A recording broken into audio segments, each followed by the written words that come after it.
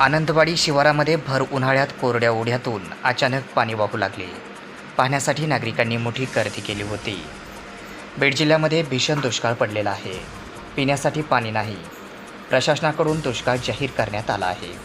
अशा परिस्थितीमध्ये नागरिकांना पिण्याच्या पाण्यासाठी टँकरने पाणी पुरवठा सुरू आहे। अशाच पद्धतीने आज रविवार दिनांक 2 जून रोजी अचानक बीड तालुक्यातील आनंदवाडी शिवारामध्ये एका ओढ्यातून अचानक पाणी बाहेर पडू लागले व त्यापासून अनेक पशुपक्ष्यांची प्राण्यांची तहान भागू लागली। सदरील पाणी पाहण्यासाठी नागरिकांनी मोठी गर्दी केली होती। दूरपर्यंत या ठिकाणी कोणत्या विहिरी नाहीत, बोरवेल्स नाहीत, पाण्याचा कोणताही प्रकार नाही। गेल्या 5 ते 6 महिन्यापासून या ठिकाणचे ओढ्याचे पाणी आटले होते। मात्र अचानक ओढ्यातून कडकड उन्हाळ्यामध्ये पाणी बाहेर निघू लागल्याने सर्व ग्रामस्थांनी आश्चर्यचकित व्यक्त केले।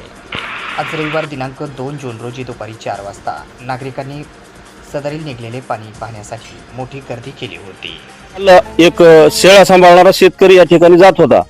त्याला प्रथम हे पाणी दिसलं आणि त्यांनी आज सकाळी गावात आमच्या सांगितलं की या ठिकाणी पाणी निघले। ठिकाणी आज सकाळपासून भरपूर प्रमाणात जनावर लोकांचे पाणी पितात, तरी एवढं पाणी आहे आणि पाण्याचा येण्याचा वगैरे आहे। तसेच या परिसरात 1.5 ते 2 किलोमीटर चारी बाजूने कुठेही विहीर किंवा बोरला पाणी नाही। तसेच या ठिकाणी कुठल्याही प्रकारची पाईपलाईन अथवा काही गेलेलं नाही। हे पाणी अचानक निघलेलं आहे। आज सकाळपासून माणसांची रीग लागलेली आहे या ठिकाणी परिसरातून लोकांची की पाणी बघण्यासाठी। आसपास कुठे बोर नाही, विहीर नाही, अचानक हे पाणी आले। हे एका शेळ्यावाल्याने आम्हाला कळवलं पाणी तुमच्या इथून निघलंय म्हणून। त्याच्यामुळे आमचं इकडे त्याला खोटं म्हणत होतो आम्ही। जेव्हा स्वतः येऊन पाहिलं तेव्हा आम्ही बघितलं तर सगळी जनावरं पाणी पिले, तर आज माणसं हे पाणी पिते ते। आणि ते जरा आम्ही 4-2 बार उपशिलं पण पुन्हा भरतोय तो। मग ते कधीच पाणीच नाही ना, आमची जमीन नाही। तर कमी झाली लोक। त्यानंतर दुपारनंतर आम्ही आलो तर हरणाचा कळप इथून पाणी पिऊन जात होता।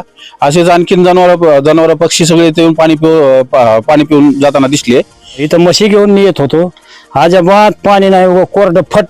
आता हे 2 दिवसात पाणी निघले आणि आमची रानच आहे तिथं, कसलंच पाणी कवाच नाही इथं। आणि जवळपास आता वस्तीवर सुद्धा टिपका पाण्याचा नाही। आता आमचे 500 फूट बोर आहेत। आम्ही गाडी बायला दुसरीकडून पाणी, आज पाणी निघलंय। हे बघा जनावर म्हशी आज पाणी सकाळ धरून पिते।